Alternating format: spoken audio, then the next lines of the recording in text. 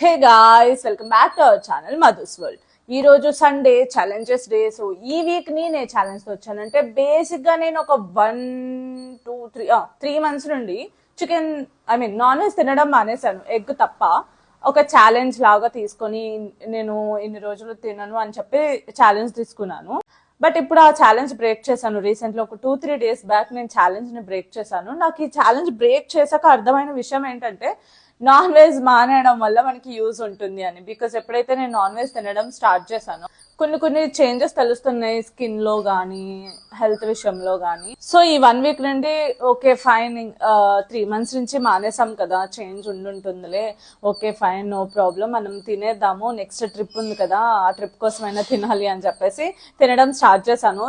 ఇన్ని 3 మంత్స్ లో నేను ఎంత కష్టపడ్డానో, లైక్ యోగా చేస్తూ ఫుడ్ కంట్రోల్ చేస్తూ ఎంత కష్టపడ్డానో అది నెమ్మదిగా పోతున్నట్టు అనిపించింది నేను ఎప్పుడైతే మళ్ళీ నాన్ వెజ్ స్టార్ట్ చేశానో. సో బెటర్ మళ్ళీ అవాయిడ్ చేస్తే బెటర్ అనిపించింది. ఓన్లీ ట్రిప్ లో మాత్రం కావాలంటే ట్రై చేద్దాము, ఇప్పుడైతే వద్దు అని ఫిక్స్ అయ్యాను. సో నేను మీకు ఇప్పుడు ఏ ఛాలెంజ్ ఇద్దాం అనుకుంటున్నా అంటే no non veg for 10 days. ఒక 10 days చేయండి. ఫస్ట్ 10 days ట్రై చేయండి. నేను 3 months నేను చేస్తాను అనుకోలేదు. బికాస్ మనం బయటకు వెళ్ళామంటే తినే ఫుడ్డే నాన్ వెజ్. వెజ్ అస్సలు తినలేం బయట. అలాంటిది నన్ను చాలా మంది నేను ఇలా నాన్ వెజ్ తిననని చెప్పి అడగడం, తింటావా అని కావాలని ఏడ్పించడం కూడా చేసేవారు. బట్ నేను ఎప్పుడు వాటికి అట్రాక్ట్ అవ్వలేదు. బికాస్ నేను ఒక్కసారి ఛాలెంజ్ అనుకున్నానంటే ఖచ్చితంగా ఛాలెంజ్ యాక్సెప్ట్ చేయాల్సిందే.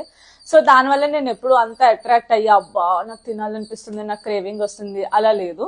బట్ అలాంటి ఛాలెంజెస్ ఏమీ లేవంటే మాత్రం బయటకు వెళ్తే మంచి క్రేవింగ్స్ వస్తాయి. ఇది తినాలి, అది తినాలి అని అనిపిస్తుంది. ఈవెన్ చూడాలి, ఇప్పుడు ఎప్పుడైతే మళ్ళీ రీస్టార్ట్ చేశానో సేమ్ మళ్ళీ స్టార్ట్ అయింది. ఇది తినాలి, అది తినాలి, నూడిల్స్ తినాలి, ఫ్రైడ్ రైస్ తినాలి, పిజ్జా తినాలి, బర్గర్ తినాలి, ఇలాంటివి ఏవేవో పిచ్చి అన్నీ ఉంటాయి కదా బయటకు వెళ్ళమంటే తినేవి. సో కొంచెం ఎక్కువ అట్రాక్ట్ అవుతున్నాను అనిపించింది. అందుకే లేదు, ఇట్స్ నాట్ కరెక్ట్. ఈ టైంలో పర్సనల్ గా ఇలా తగ్గాలి, ఇలా కొంచెం మారాలి, కొంచెం ఫిట్ ఉండాలి, ఇలా అనుకున్నప్పుడు కంటిన్యూ చేస్తే బెటర్ ఏమో, నాకు తెలిసి. ఎప్పుడైనా రేర్ గా ఓకే.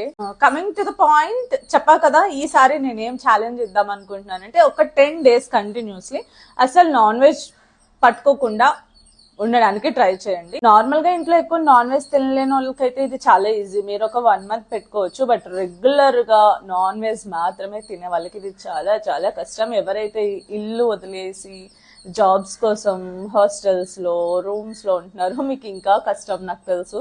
బట్ స్టిల్ ఒకసారి ట్రై చేయండి, you can see that change.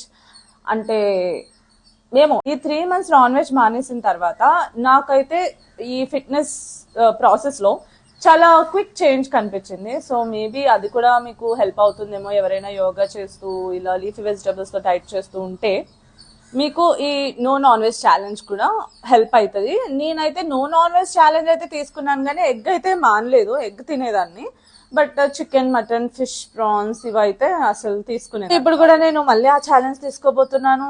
ఎన్ని రోజులు కుదిరితే అన్ని రోజులు, 10 days కాదు, మంత్సే ఉందాం అనుకుంటున్నాను. బట్ స్టిల్ మధ్యలో ఒక ట్రిప్ ఉంది. ఎక్సెప్ట్ దట్ ట్రిప్ మిగిలిన అన్ని డేస్ నో నాన్ వెజ్, ఆ 5 days తప్ప. That is for this week challenge. Try చేయండి. మీరు ఎన్ని డేస్, నేనైతే 10 days ఇస్తున్నాను. కుదిరినంత వరకు ఇంకా ఎక్కువ చేయడానికి ట్రై చేయండి, తగ్గించుకోవడానికి కూడా ట్రై చేయండి. ఈ సమ్మర్ మొత్తం మానేస్తే ఇంకా బెటర్ చెప్పాలంటే. బికాజ్ ఈ సమ్మర్ లో మనం నాన్ వెజ్ తింటుంటే ఈ 2 days తిన్నందుకే నాకు స్కిన్ మీద ర్యాషెస్ తెలిసిపోతున్నాయి. ఎందుకంటే మసాలా ఎక్కువ ఉండడం వల్ల ఈ ఎండకి సో ఎక్కువ రియాక్షన్ వస్తుంది అనమాట మనకి. దానివల్ల ఎంత కుదిరితే అంత నాన్ వెజ్ అవాయిడ్ చేయడమే better. So all the best for your non veg challenge.